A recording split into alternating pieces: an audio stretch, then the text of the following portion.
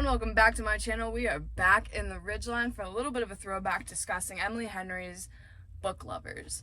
So, it's actually my second time recording this video because I hated the way the first one was going. So if Beach Read was the book that I want somebody to give me $5 million to go make, and The People We Meet on Vacation is who I want, like, all the people who did either the early aughts, rom-coms, or Netflix to make, this is the book Lifetime or Hallmark needs to pick up, because it's the essence. It's a little bit different, but it has the essence. Nora Stevens is a literary agent in New York City, and she's called a shark. She is ruthless and unwavering and just the person you want in your corner, as said by Charlie. Which is really true. I love her. I love the complexity of her. So, quick plot synopsis. I'm not going to spoil anything, but Nora is... The book starts, actually... No, synopsis first. Nora and her sister Libby go to Sunshine Falls, North Carolina, which is the setting of a book by one of the authors that Nora actually represents, and Libby loves it. And she goes, let's go there, and we're gonna have like a great month vacation in August, because publishing is dead in August, I guess. And she's pregnant with baby number 3. She goes, let's go have like a sister vacation. And of course, who's there but Charlie, the editor, who's just a thorn in Nora's side. And it's a nice little enemies to lovers and small town fantasy, sort of story. What I love is the book starts with Nora describing all of the cliches and tropes that are found in most books and in most movies. And I love that she has so much truth to them. People always say it's such a cliche or it's such a trope. And what I love about Emily Henry's books is she uses those tropes and those stereotypes, and she just does something different with them. Her characters are so compelling because I think that they're so three-dimensional. And you have time to make three-dimensional characters in a book. It's really hard to do that in movies because you have such a limited time. Books, you have pages upon pages. But even still, I could see this translating to screen really well, and there are a lot of things that can be done very subtly through characters as opposed to exposition that can tell you everything you need to know about them. And it's funny because she talks about, the opening starts with Nora describing the classic, it's like every Hallmark Christmas movie, which no tea, no shade, love them, love your mom, love that you love them, but it's big city guy with his power-hungry girlfriend has to go to middle of nowhere America to cut down an inn, cut down a Christmas tree farm, do this thing, bulldoze a town. And he meets a young lady for the daughter, the baker's daughter, the Christmas tree owner's daughter, the innkeeper's daughter, and they fall hopelessly and madly in love. And he ends up on the phone like, I don't know what to see. The business lady, we're done. I'm staying here. Yeah. And Nora goes, that's me. I'm the businesswoman. I am love my job so much that nothing's gonna stop me from achieving it. And what I loved about her character in particular was it was that, and it was every part of the cliche that you think she's going to be, but she has this love for New York City. She grew up in New York City with a single mom who was a struggling actress. And she has this love for it, and she understands the magic of New York City and the importance of New York City. And I really loved that. I love that she had this love for a place that wasn't just business related. It was all of the little things. It was the guy selling nuts on the corner. It was this bookstore. It was that diner. It was the way that a mariachi band can just start playing on the street or in the subway, and everyone's just kind of okay with it. And I love that because I think that people who know New York City and who live there or who have visited and want to live there, like someone like me, gets that and gets that is the magic of New York in a lot of ways, is the fact that anything can sort of happen, and there's all these little weird mundane things, like, you know, you have like you have in any city, you have the place where you get your coffee, your place where you get your bagel, all of this stuff.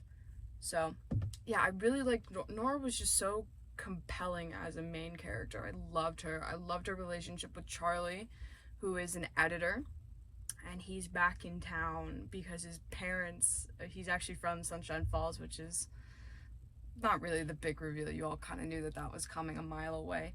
But their relationship is hysterical. You meet them 2 years before the plot really takes place. Again, Emily Henry playing a little bit with time, and I really like that. I think authors especially are like, I gotta get to the meat and potatoes of the story, because if I don't, no one's gonna care. But she takes the time to set up either like in The People We Meet on Vacation, to set up this relationship and this friendship. In Book Lovers, it takes time to set up that first meeting with them, and then how that first meeting turns into all of the other things. So yeah, he's back in town. He's also called like the Storm Cloud, which I think is cute. I just like that he just seems like a really cute, intimidating guy, because Nora's always sizing up what he's wearing. He's always like in neutral colors, and they're always really expensive. Like, she's describing this like sweater, and I'm like, this is, you can get it at Abercrombie for $50, but he paid like $500 for it, and I'm like, I could never. But he has this sweetness to him. There's this realistic bite to him that I think a lot of editors have to have.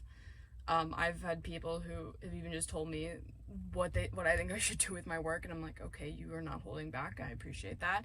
And he's a good foil in the sense for Nora, because Nora's all about hyping her author up, and Charlie's a lot about constructive criticism. I don't want to say tearing people down, but Nora's trying to find ways to make sure that the author doesn't get discouraged. And I like that. I'm like, I want Nora Stephens in my corner, because Nora knows what I need as an author, and Nora is going to provide that. I love that Charlie has this great line in the book, and he says it several times. He goes, because you look at Nora Stephens as this calculated, uncaring person who makes lists. She's got lists for everything, and I'm like, homegirl, feel that, love a good list.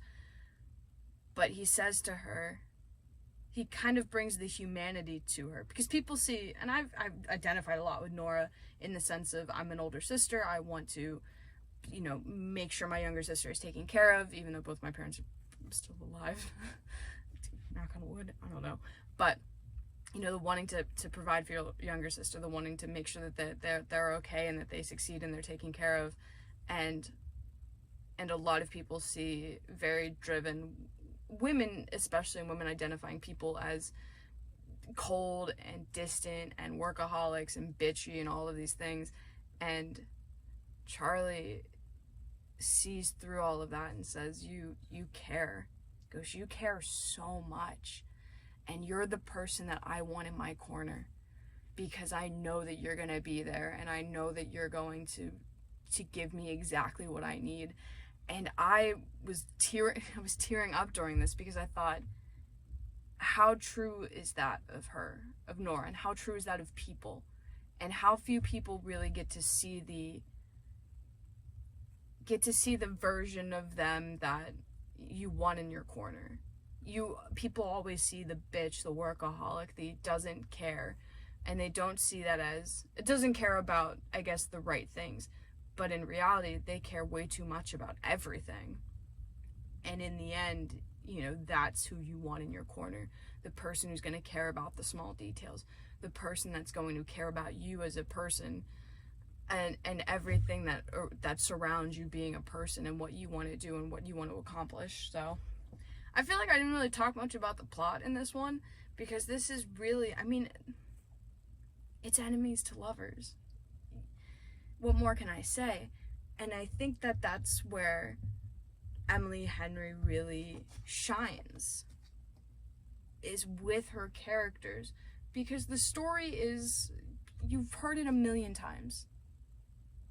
And that's no offense to anybody. There's really, I'm not going to get the English majory parts into it, but there's really only like 7 stories. There's like 7 main plots that you can do, and they're all variations, and nothing's really original, and X, Y, and Z.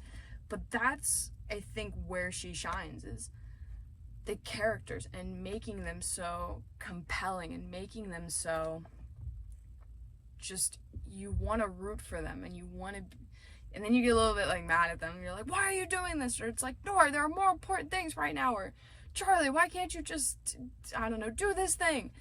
And I think this is really the first time I loved all of her books so far, but I feel like I've talked a lot just about Nora in this video, because Nora is just such a compelling character, and there is such a love for her.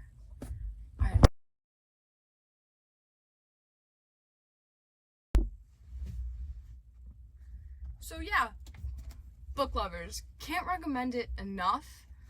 It's everything you want in a good summer read, or even a fall read, winter read.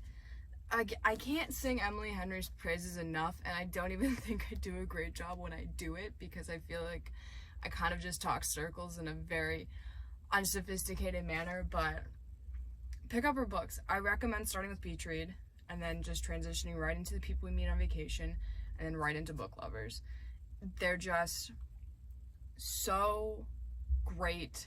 Such great stories, such great characters. Again, I can't wait. I think Happy Places is her new one that's coming out. Can't wait to see what that one's about, and the menagerie of new characters she comes up with.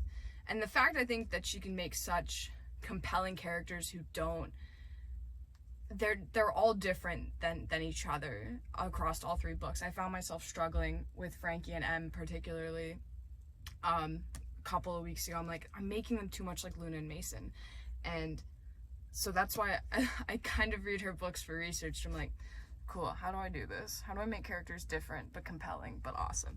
So book lovers, if you love books, if you love people, if you love Hallmark or Lifetime movies, this is the book for you. And we're going to transition right from book lovers into Kevin Kwan's Sex and Vanity. So stay tuned for this next week.